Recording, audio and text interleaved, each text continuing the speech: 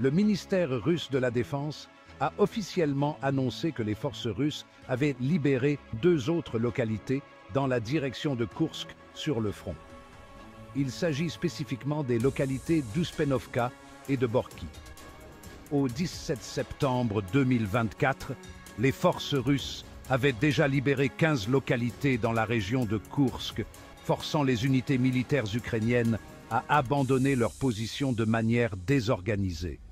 Cependant, il convient de noter que les correspondants de guerre avaient déjà rapporté le 14 septembre que les forces russes avaient libéré les villages de Borki et d'Uspenovka. Selon ces rapports, des combattants du bataillon O7 Sarmat, du commandement des opérations spéciales Arbat des forces terrestres du Donbass, ainsi que des combattants de la brigade de marine ont participé à la libération de ces localités.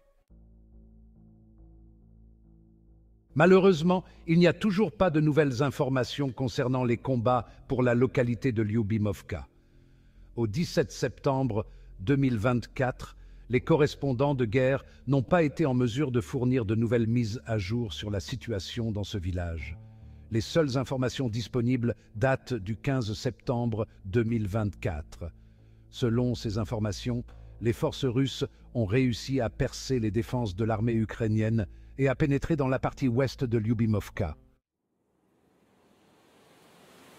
De plus, il a été rapporté le 15 septembre que les forces russes avaient réussi à percer les défenses de l'armée ukrainienne à Olgovka et à pénétrer dans le village par le nord-ouest.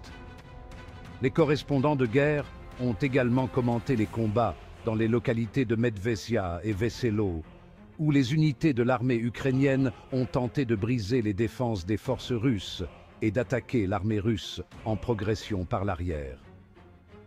Selon le journaliste et expert militaire bien connu Yuri Podolyaka, les forces russes ont réussi à chasser complètement les unités ukrainiennes de ces villages. Il a ajouté que l'armée ukrainienne se retire rapidement et tente de se fortifier dans des localités comme Obukovka et Novi Put.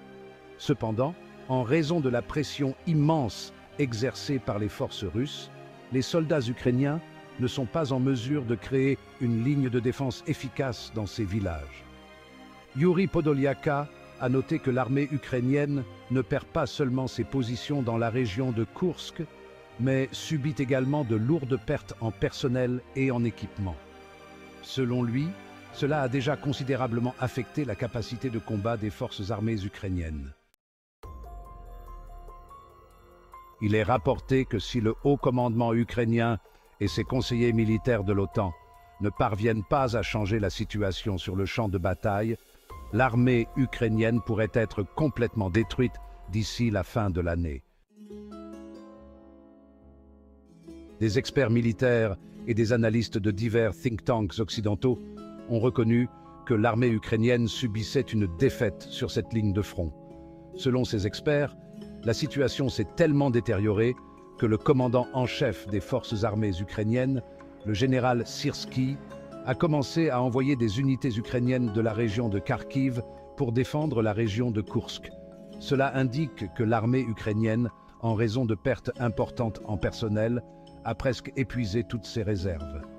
Les experts occidentaux estiment que les forces russes stationnées sur la ligne de front de Kharkiv verront cela comme une opportunité pour intensifier leurs opérations offensives contre les positions ukrainiennes. De manière générale, les experts occidentaux ont admis que l'armée ukrainienne se trouvait dans une situation catastrophique sur les fronts de Pokrovsk, Kharkiv et Koursk. Malgré cette situation, le président Volodymyr Zelensky continue de demander au général Syrski non seulement de repousser la contre-attaque russe dans la région de Koursk, mais aussi de poursuivre l'offensive ukrainienne pour conquérir autant de territoires russes que possible. Il semble que Zelensky soit prêt à sacrifier non seulement le Donbass, mais aussi la région de Kharkiv pour atteindre cet objectif avant son voyage imminent aux États-Unis. Il semble déterminé à créer une image médiatique pour montrer aux puissances occidentales que l'armée ukrainienne continue non seulement de résister, mais aussi de conquérir des territoires. Avec ces déclarations de propagande, Zelensky pourrait réussir à tromper les citoyens ordinaires des pays occidentaux Mais les généraux de l'OTAN et du Pentagone savent très bien que l'armée ukrainienne a subi une défaite dévastatrice et vit peut-être ses derniers jours. Parallèlement, le général Abdi Alaoudinov, commandant de l'unité des forces spéciales Akhmat, a officiellement annoncé que des sociétés militaires privées britanniques et américaines ont joué un rôle actif lors de l'invasion de l'armée ukrainienne dans la région de Koursk. Il a noté que ces sociétés militaires privées sont composées non seulement d'anciens militaires occidentaux, mais aussi de soldats et d'officiers en activité des armées américaines et britanniques. Selon le général Alaoudinov, des dizaines de sociétés militaires privées britanniques et américaines ont combattu aux côtés des forces ukrainiennes dans la région de Koursk, y compris la célèbre société américaine Forward Observation Group. En ce qui concerne l'implication des soldats britanniques et américains dans les combats, le général Alaoudinov a déclaré qu'ils n'ont pas bien performé. Les soldats américains et britanniques n'ont tenu qu'une semaine dans la région de Koursk. Au 7e jour, ils ont fui face à de lourdes pertes humaines. Les Américains et les Britanniques n'étaient pas préparés à une telle situation car ils étaient habitués à combattre dans des conditions idéales. Les soldats britanniques et américains refusent de se battre lorsqu'ils voient que l'ennemi résiste efficacement et utilise des technologies d'armement modernes. Le général Alaoudinov a ajouté que des généraux de l'OTAN dirigeaient l'opération militaire des forces ukrainiennes dans la région de Koursk.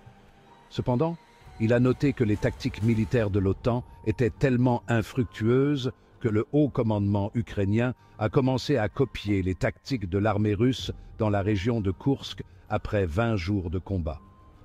Néanmoins, compte tenu des lourdes pertes en personnel et en équipement subies par l'armée ukrainienne, même l'adoption des tactiques russes ne sauvera pas les forces ukrainiennes d'une défaite finale dans la région de Koursk et dans le Donbass.